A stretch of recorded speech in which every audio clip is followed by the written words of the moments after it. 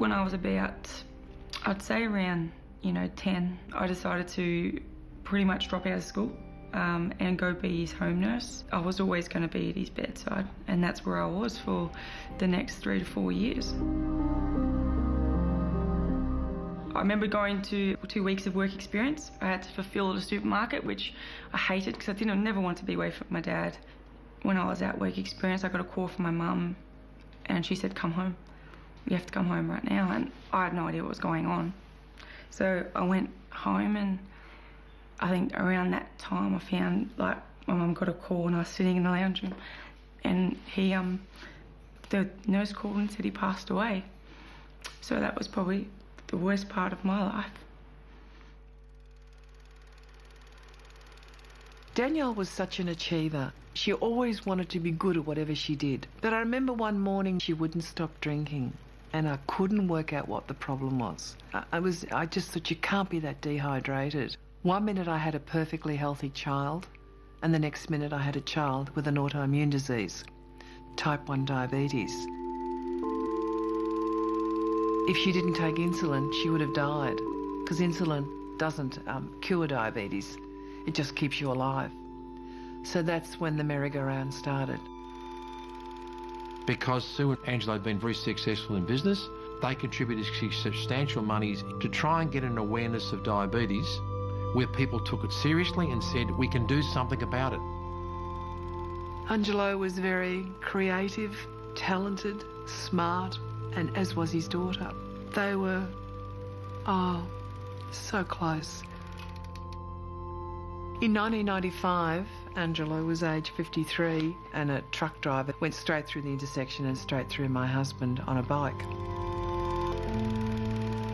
I remember when we turned off the machines together and watched his heart stop beating. My daughter was hysterical.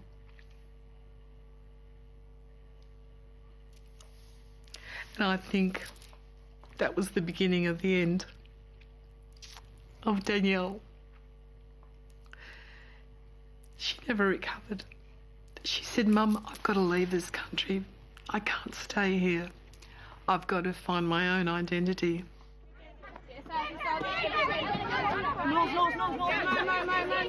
I think once my dad passed away, I was quite lost, actually, and footy was my outlet. I think for then, because playing footy reminded me of him a lot. It was about 2008, and I was the media manager for the Victorian Women's Football League. We were doing media promoting the game as far and as wide as we could, and we wanted some players to do a photo for the Herald Sun. And I asked Mo to cover up her tats. She didn't actually take part in the photo shoot after that. She said she didn't want to.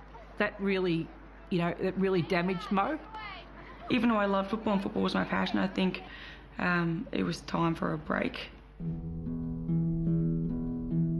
Her tattoos all mean something. They've all got something to do with her dad, it's got something to do with me. And if you actually saw them, you would realise there's a story behind them. There's a reason why I am the way I am. Like, if I want to shave the side of my hair, I'll shave it. If I want to put a tattoo on my body, I will do that. And I think I came to that conclusion after I lost my dad, because I lost him and he's never coming back. And you only live one life, and I truly believe that you put on this earth to live your own life. I had a very intelligent daughter. She wanted to support herself, and as much as she could, in view of her circumstances. Danielle went off in her late 20s to the United States, and she was doing further studies in art. At that time, Danielle was getting worse in her health, very much worse. I was to give her my kidney. What would any mother or father do? You'd give your life. And I think Sue wanted her to come back to Australia to have the transplant here. And about an hour out of Los Angeles, Danielle started thrashing around and wanting to take off her clothes, and I thought, this is really odd. And she said, "Mum, my back is so painful." I said, "Don't worry, I'll rub it." She said, "Rub it. Will you hold me, Mum?" And I did, and I sat there on the side of her seat holding her. And with that, She had a massive heart attack. She died in my arms. I lay next to her for the next 9 hours or 10 hours, bringing her home to Australia, not alive but dead. Sue did blame herself because she felt that Danielle had gone to the States, was living on her own, was her only daughter, she was out of the country, she had a serious problem. Why aren't I there?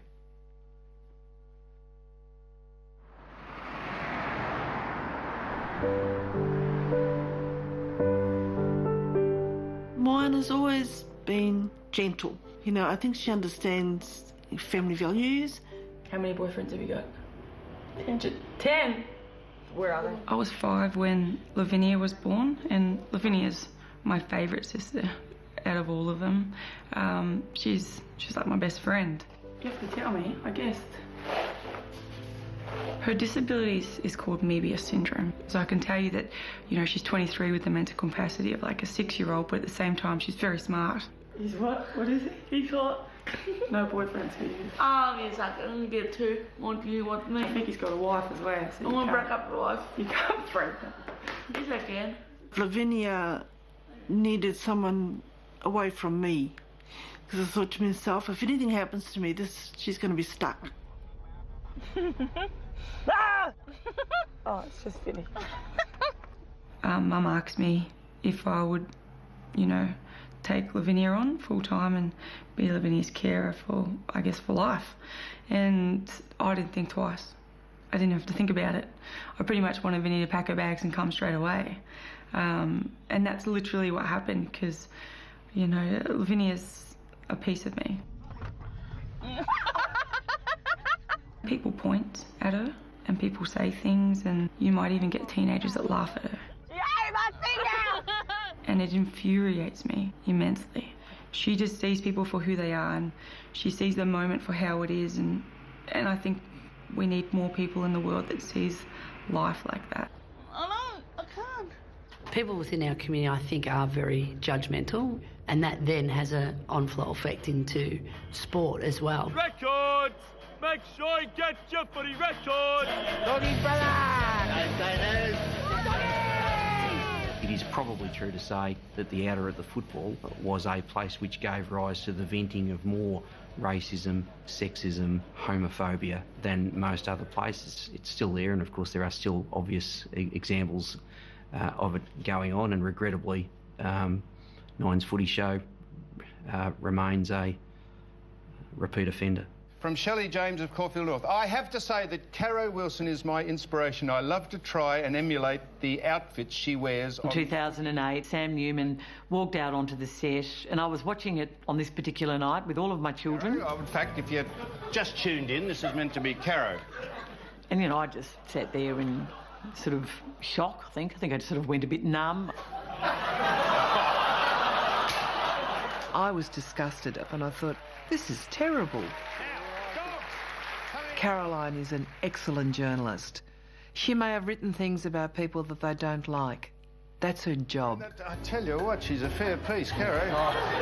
Sue, as a leader in the industry and a leading woman in the industry, was one of a number of signatories to a letter complaining to Channel 9 about that treatment for her trouble and the trouble of the rest of them. They were branded as liars and hypocrites by Newman on the show the following week, and it was Sue who took up the cudgels as a matter of principle and sued for defamation. Because she's had to deal with so much crap in her personal life and so much sadness that I don't think anything was going to stop her in this case. And obviously she was wealthy enough to do it.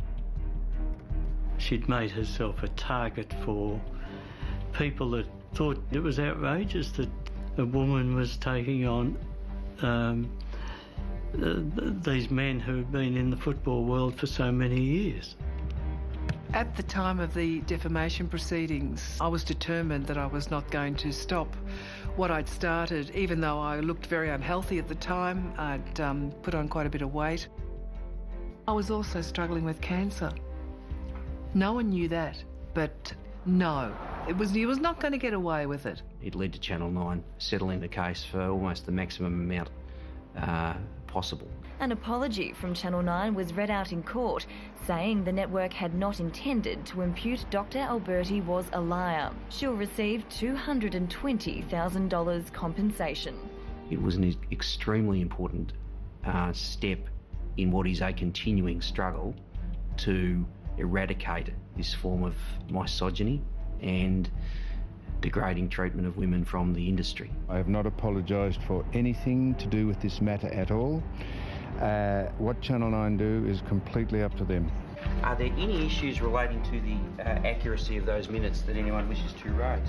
I believe the culture of any organisation, particularly AFL, it comes from the top. And I was making noises behind the scenes, albeit ruffling a few feathers, saying this is crazy, why haven't we got women playing AFL football? It's not a privilege, it's a right. So when the Western Bulldogs and the Melbourne Football Club fielded teams and had a draft and presented it and packaged it in a way that everyone could understand, I think that was the big turning point. Good start here, good start.